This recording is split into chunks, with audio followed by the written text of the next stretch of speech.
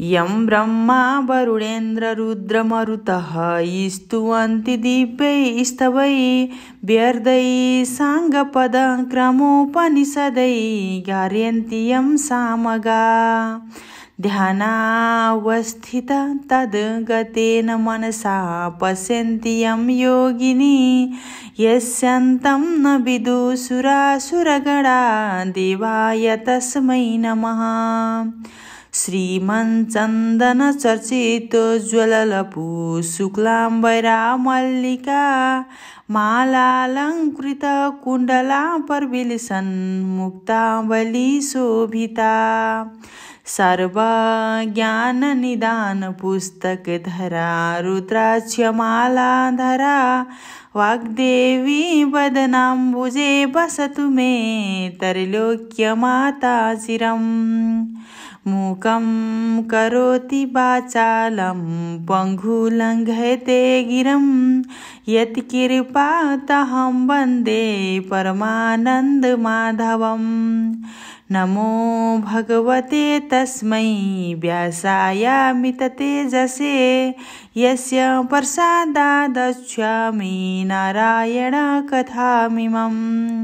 नारायणं नमस्कृत्य नरं चैव नरोत्तमं देवी सरस्वती व्यासं ततो जयमुदीरयेत्।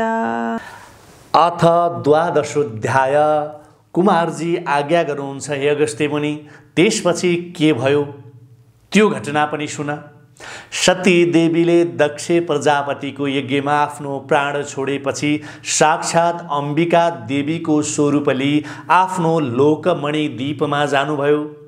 देवताहरू ब्रह्मा विष्णु आदि सबै शक्तिहीन भए। अर्कोतर्फ तारकासुर दैत्यले वरदानको प्रतापले देवताहरूलाई अनेकन प्रकारका दुःख दिएर देवताहरूको स्वर्ग आफ्नो बनाई स्वर्ग पाताल सबै भोग गर्न लाग्यो। स्वर्गबाट लखेटेपछि सबै देवताहरू मिलेर हिमालय पर्वतमा गई भगवती जगदम्बाको भक्तिभावले स्तुति गर्न लागे।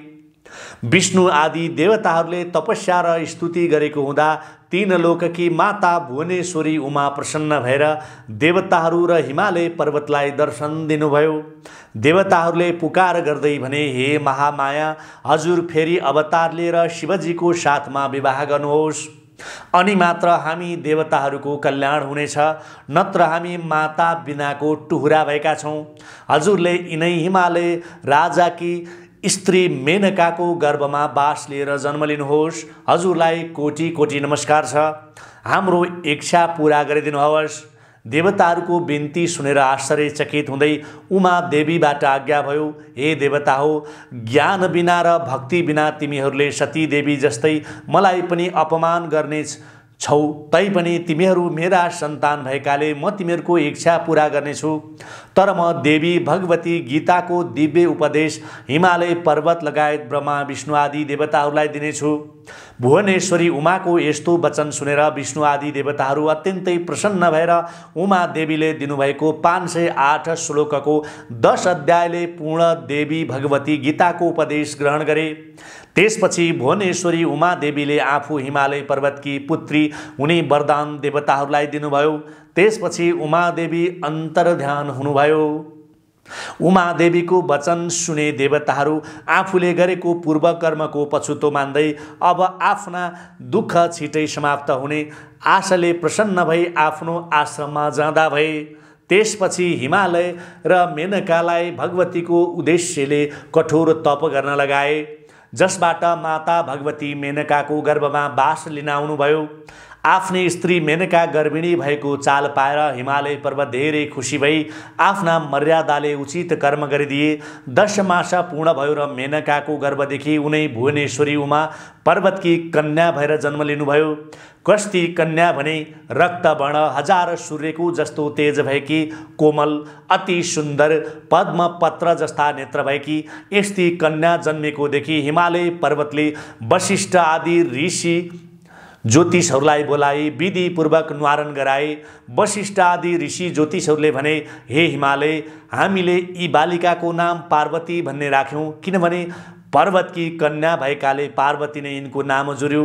तिमी धन्य रहेछौ। यी बालिकाले भविष्यमा जगदीश्वर श्री महादेव स्वामी पाएर चतुर्दश भुवनकी रानी हुनेछिन् र सम्पूर्ण दैत्यहरूको संहार गर्नेछिन्। सम्पूर्ण देवताहरूको दुःख कष्ट समाप्त गरेर सबैको रक्षक भएर रहनेछिन्। ऋषिहरूको यस्तो कुरा सुनेर हर्ष मान्दै राजा हिमालय पर्वतले ऋषिहरूलाई अनेकन रत्न सुवर्ण र गाईहरू दान गराएर यथेष्ट भोजन गराए।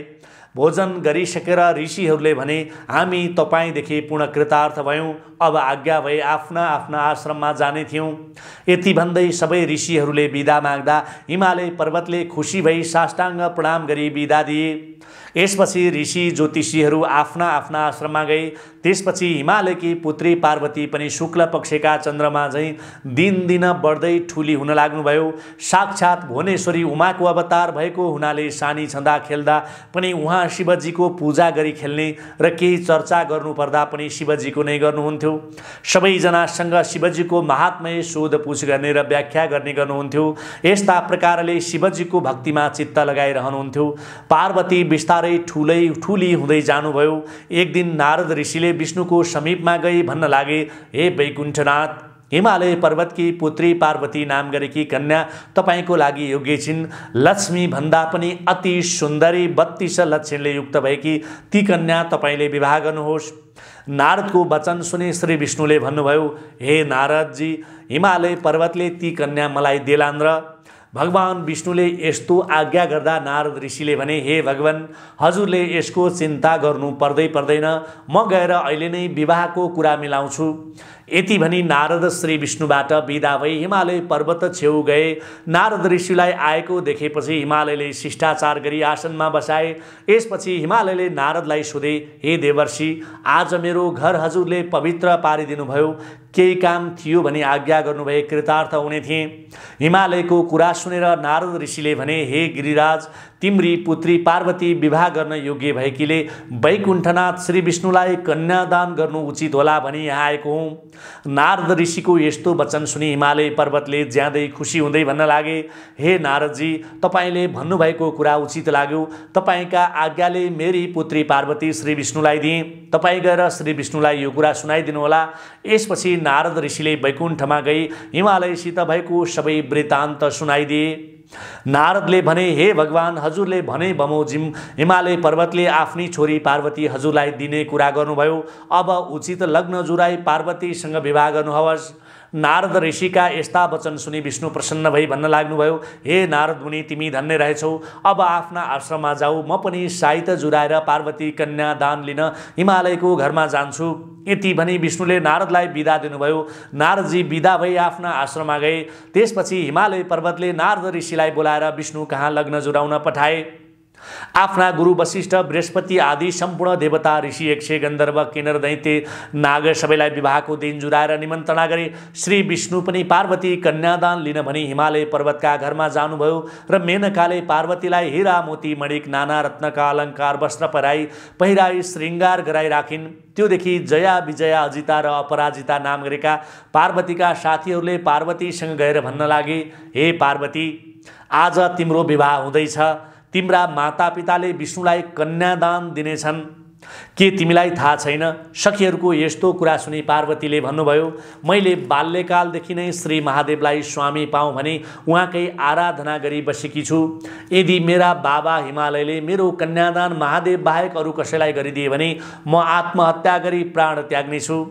पार्वतीको यस्तो वचन सुनि सखीहरूले भने, हे पार्वती, त्यसो भए यहाँ नबस, हामी कसैले नदेख्ने ठाउँमा तिमीलाई लुकाइ आउँछौँ, हामीसँग हिँड।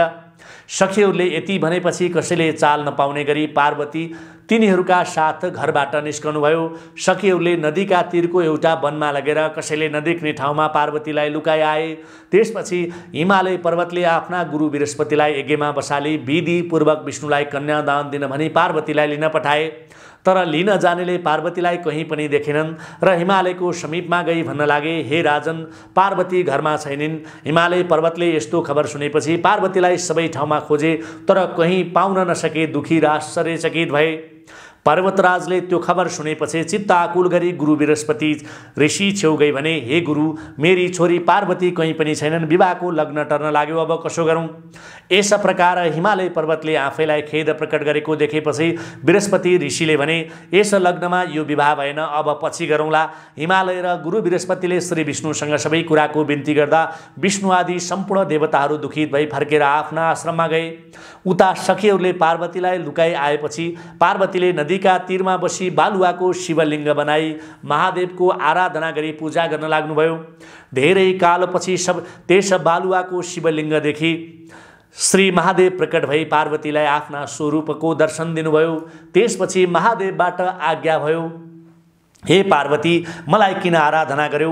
जगदीश्वर महादेवको अमृतमय बाणी सुनेर पार्वतीले बिन्ती गर्नुभयो, हे जगदीश्वर, मैले बाल्यावस्थादेखि श्री महादेव स्वामी पाऊँ भनी हजुरको आराधना गरेकी छु। मेरा पिता हिमालय पर्वतले श्री विष्णुलाई कन्यादान दिन लाग्दा भागेर यहाँ आई एक्लै लुकिरहेकी छु। मेरो रक्षा गर्नुहोस्, मदेखि प्रसन्न होइबक्सियोस्। पार्वतीको यस्ता वचन सुनि श्री महादेवले आज्ञा गर्नुभयो, हे पार्वती, तिम्रा मातापिताले कन्यादान नदिई तिमीलाई मैले आफ्नै स्त्री भन्न मिल्दैन। पहिला आफ्ना मातापितालाई मनाऊ र एउटा व्रतको अनुष्ठान गर। फेरि पार्वती बिन्ती गर्नुहुन्छ, हे ईश्वर, जसो गर्ने हो मलाई उपदेश गरी बक्सियोस्। मैले त आफ्नो शरीर हजुरलाई अर्पण गरिसकेको छु, यसमा फरक पर्यो भने आत्महत्या गर्नेछु। पार्वतीको यस्तो कुरा सुनि श्री महादेवबाट आज्ञा भयो, हे पार्वती, विष्णु आएर तिमीलाई जस्तो उपदेश गर्नुहोला तिमीले त्यस्तै गर्नु। शिवजीको यस्तो आज्ञा सुनि पार्वतीले हवस् भनी श्री महादेवलाई साष्टाङ्ग प्रणाम गर्नुभयो। त्यसपछि महादेव अन्तर्ध्यान हुनुभयो। पार्वती पनि आफ्नो घर फर्कनुभयो। हिमालय पर्वतले पार्वतीलाई आएको देखि क्रोधित हुँदै भन्नु लागे, पार्वती, तिमी कहाँ गएकी थियौ? यहाँ मेरो बेइज्जत भयो। विष्णु आदि देवताहरू कन्यादान नलिकन फर्केर गए। पिता हिमालयको कुरा सुनेर पार्वतीले भन्नुभयो, हे पिता, मैले बाल्यावस्थादेखि नै श्री महादेव स्वामी पाऊँ भनी उहाँकै प्रतीक्षा गरिरहेकी छु। तपाईले विष्णुलाई कन्यादान दिन लाग्दा भागेर लुक्न गएकी थिए। पार्वतीको यस्तो वचन सुनि हिमालयले न्वारनका दिन वशिष्ठ आदि ऋषि ज्योतिषहरूले भनेको कुरा सम्झी चुप लागे। त्यसपछि पार्वतीले कहिले विष्णु आउनुहोस् र व्रतको अनुष्ठान गरी श्री महादेव स्वामी पाउला भनी नाना तीर्थ व्रत दान धर्म जप तप यज्ञ गरी शिवलिङ्ग बनाई पूजा गर्न लाग्नुभयो। पार्वतीले यस्ता तरले भक्ति गरेको देखि भगवान विष्णु हातमा शङ्ख चक्र गदा पद्मली गरुडमाथि सवार भई पार्वती छेउ आएर भन्न लाग्नुभयो, हे पार्वती, तपाईले नाना तीर्थ व्रत दान धर्म यज्ञ जप तप गरेको देखि म प्रसन्न भएँ। के वर माग्नुहुन्छ? अब म वरदान दिन्छु। विष्णुको आज्ञापछि पार्वतीले हात जोडी भन्नुभयो, हे भगवान, अरू थोक वरदान के मागौँ? श्री महादेव स्वामी पाऊँ। पार्वतीले यस्तो भनेको सुनि विष्णु आज्ञा गर्नुहुन्छ, हे पार्वती, तीर्थ व्रत दान धर्म जप तप भन्दा पनि उत्तम कुरा बताउँछु, एकचित्त भई सुन्नुहोस्। श्री स्वस्थानी भगवतीको व्रत गरे त्यस व्रतका प्रभावले तपाईले जगदीश्वर श्री महादेव स्वामी पाउनुहुनेछ। यति विष्णुले आज्ञा गरेको सुनि पार्वती फेरि बिन्ती गर्नुहुन्छ, हे लोकनाथ, त्यस व्रतको विधि के हो, के गर्नुपर्छ त्यो आज्ञा गर्नुहोस्। विष्णु आज्ञा गर्नुहुन्छ, हे पार्वती, श्री स्वस्थानीको व्रत आरम्भ पौष शुक्ल पूर्णिमाका दिनदेखि गर्नुपर्छ।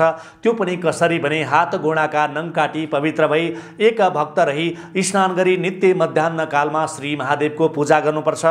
महिना दिन पुगेपछि माघ शुक्ल पूर्णिमाका दिन 108 रोटी, 108 नकाटिएका अक्षता, 108 बेली पुष्प, 108 पान, 108 कुडका सुपारी, 108 सबै जात जातका फलफुल, 108 जनै आदि तयार गरी तामाको थालीमा ओमकार लेखी गंगा जलले स्नान गराउनुपर्छ। धूप दीप नैवेद्य कस्तुरी भेटी चढाउनुपर्छ। षोडशोपचारले पूजा गर्नुपर्छ। जप अर्घ्य दिनुपर्छ। हे पार्वती, यस तरिकाले श्री स्वस्थानी भगवतीको व्रत गर्नु। अष्टदल पद्मा अष्ट मातृकाहरू बसेका खड्ग र त्रिशूल वर नीलोत्पल हातमा लिएकी 4 हात 3 आँखा भएकी नाना अलङ्कार लगाएकी पीत वर्ण सुवर्ण भन्दा पनि अधिक शोभायमान भएकी ती भगवानीको ध्यान गरी हे ईश्वरी भनी उहाँसँग वरदान माग्नु र प्रसाद झिक्नु। त्यसपछि 8 अक्षता, 8 बेली पुष्प, 8 यज्ञोपवीत, 8 कुडका सुपारी सगुण समेत आफ्ना पतिलाई दिनु। पति नभए छोरालाई दिनु। छोरा नभए मृत छोरालाई दिनु। मृत छोरा पनि नभए जुन कामनाले व्रत गरेको हो मेरो त्यही कामना सिद्ध होस् भनी गंगामा लगी बगाउनु र 100 रोटी आफूले फलाहार गर्नु। रात्रिमा जागराम भई उनी ईश्वरीको महिमा सुन्नु र सुनाउनु। हे पार्वती, श्री स्वस्थानी भवानीको प्रसाद लिने बेलामा श्री महादेव तपाईँका समीपमा आइपुग्नुहुनेछ। तपाईँको भक्तिदेखि म सन्तुष्ट भएँ, श्री महादेव स्वामी पाउनुहोला। यति भने श्री विष्णुले वरदान दिनुभयो र पार्वतीले मनमा आनन्द मानी विष्णुलाई श्रद्धापूर्वक पूजा गरी प्रणाम गर्नुभयो। पार्वतीले पूजा सकिसकेपछि विष्णु गरुडमा सवार भई त्यहाँबाट अन्तर्ध्यान भई वैकुण्ठ जानुभयो। इति श्री स्कन्द पुराणे केदार खण्डे माघ महात्म्ये कुमारगस्ते संवादे श्री स्वस्थानी परमेश्वराय व्रत कथायां विष्णु द्वारा श्री स्वस्थानी व्रत विधि वर्णनम नाम 12 उपनयतु मंगलम व सकल जगन मंगलालय श्रीमान दिनकर किरण निबोधित नव नलिन दल निवेक्षण कृष्ण काले वर्षतु पर्जन्य पृथिवी सस्यशालिनी देशोस्यं क्षोभरहितो भ्रमणा सन्तु निर्भया अपुत्रा पुत्रिणः सन्तु पुत्रिणः सन्तु पौत्रिणः निर्धना सधना सन्तु जीवन्तु शरदं शतं तत्रैव गंगा यमुना च तत्र गोदावरी सिन्धु सरस्वती च तीर्थानि सर्वाणि वसन्ति तत्र यत्र च्युतद्वार कथा प्रसंग या कुन्देन्दु तुषारहार धवला या शुभ्रभ्रष्टावृता या वीणा और दंड मंडित करा या श्वेत पद्मासना या ब्रह्मा अच्युत शंकर प्रभृति हृदेवै सदा वंदिता सामां पातु सरस्वती भगवती निशेष जाड्यपहा कायेन वाचा मनसेन्द्रियैर्वा बुद्ध्यात्मना वा प्रकृति स्वभावत करोमि यदत सकलं परस्मै नारायणायति समर्पयेत। श्री स्वस्थानी परमेश्वरी की जय।